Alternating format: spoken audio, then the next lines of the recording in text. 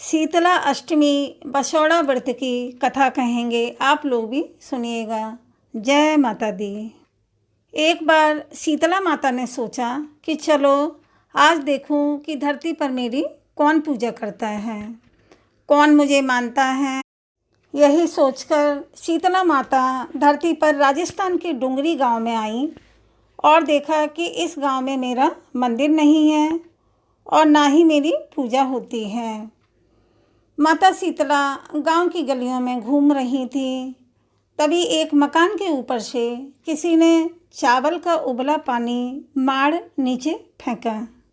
वह उबलता पानी शीतला माता के ऊपर गिरा, जिससे शीतला माता के शरीर में फफोले और छाले पड़ गए। शीतला माता के पूरे शरीर में जलन होने लगी। शीतला माता गांव में इधर उधर भाग भाग के चिल्लाने लगी, अरे मैं जल गई, अरे मैं जल गई, मेरा शरीर तप रहा है, जल रहा है, कोई मेरी सहायता करो। लेकिन उस गांव में किसी ने शीतला माता की सहायता नहीं की। वहीं अपने घर के बाहर एक कुम्हारन महिला बैठी थी। उस कुम्हारन ने देखा कि अरे ये तो बूढ़ी माई तो बहुत जल गई है, इसके पूरे शरीर में तपन है, इसके पूरे शरीर में फफोले छाले पड़ गए हैं, यह तपन सहन नहीं कर पा रही है। तब उस कुमारन ने कहा, हे माँ, तू यहाँ आकर बैठ जा, मैं तेरे शरीर के ऊपर ठंडा पानी डालती हूँ। कुमारन ने उस बूढ़ी माई पर खूब ठंडा पानी डाला और बोली, हे माँ, मेरे घर में रात की बनी हुई राबड़ी रखी है और थोड़ा सा दही भी है, तो दही राबड़ी खा ले। जब बूढ़ी माई ने ठंडी ज्वार के आटे की राबड़ी और दही खाया तो उसके शरीर को ठंडक मिली। तब उस कुमारन ने कहा, आ माँ बैठ जा, तेरे सिर के बाल बहुत बिखरे हैं, ला मैं तेरी चोटी गूँथ देती हूँ। और कुम्हारन माई की चोटी गूँथने हेतु कंघी बालों में करती रही। अचानक कुम्हारन की नज़र उस बूढ़ी माई के सिर के पीछे पड़ी तो कुम्हारन ने देखा कि एक आँख बालों के अंदर छुपी है।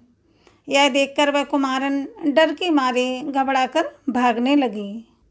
तभी उस बूढ़ी माई ने कहा, रुक जा बेटी, तू डर मत, मैं कोई भूत प्रेत नहीं हूँ, मैं शीतला देवी हूँ।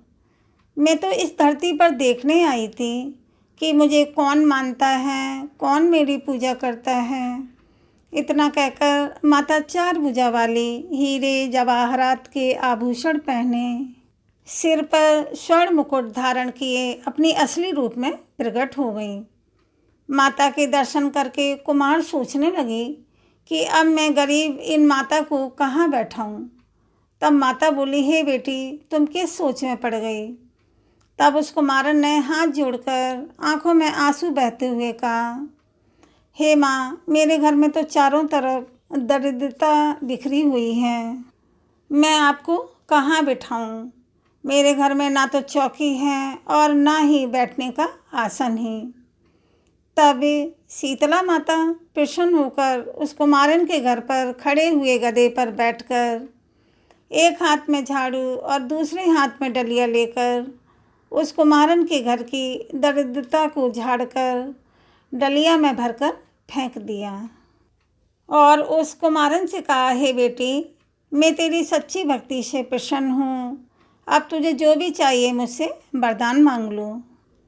तब कुमारन ने हाथ जोड़कर कहा, हे माता, मेरी इच्छा है कि आप इसी डुंगरी गांव में स्थापित होकर यहीं निवास करें और जिस प्रकार आपने मेरी घर की दरिद्रता को अपनी झाड़ू से साफ कर दिया, ऐसे ही आपको जो भी भक्त होली के बाद की सप्तमी अष्टमी को भक्ति भाव से पूजा करके अष्टमी के दिन आपको ठंडा जल, दही व बासी ठंडा भोजन का भोग लगाए, उसके घर की दरिद्रता को दूर करना एवं आपकी पूजा करने वाली महिला का अखंड सुहाग रखना और उसी गोद में हमेशा हरी भरी गोद रखना।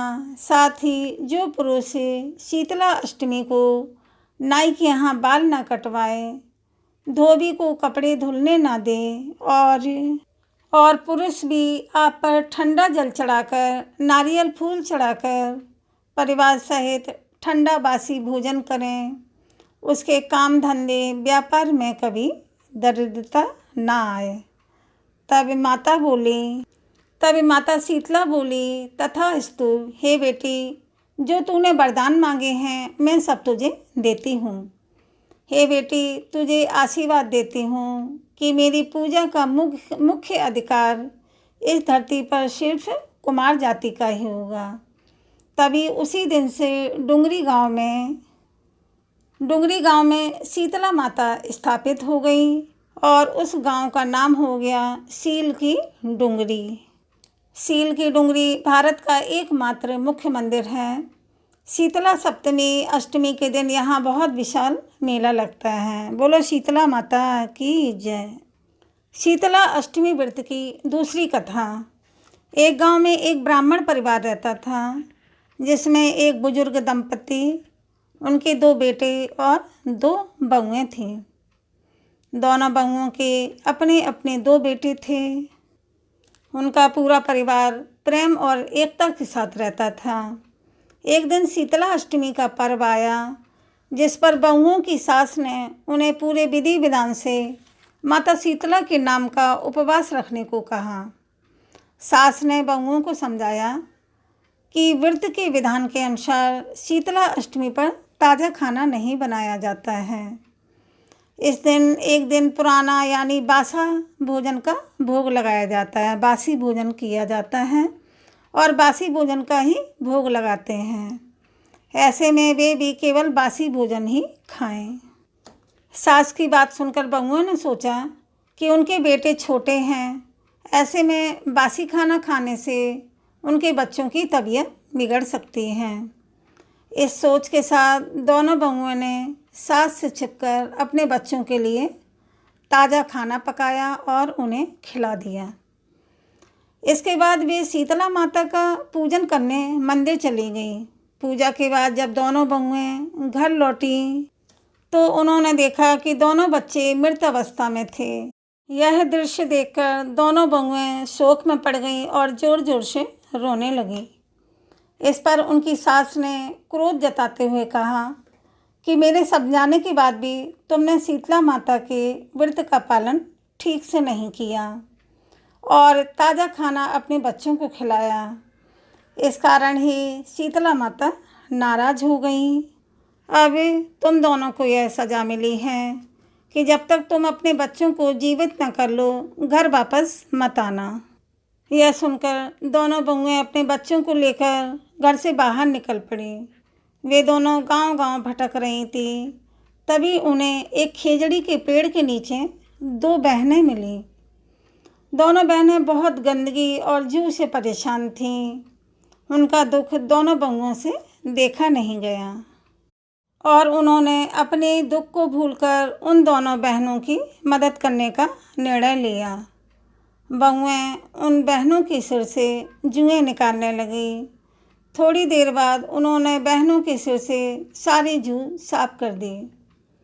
इस पर बहनों ने बहुओं को धन्यवाद देते हुए कहा, तुम्हारी मदद से हम बहुत प्रसन्न हैं।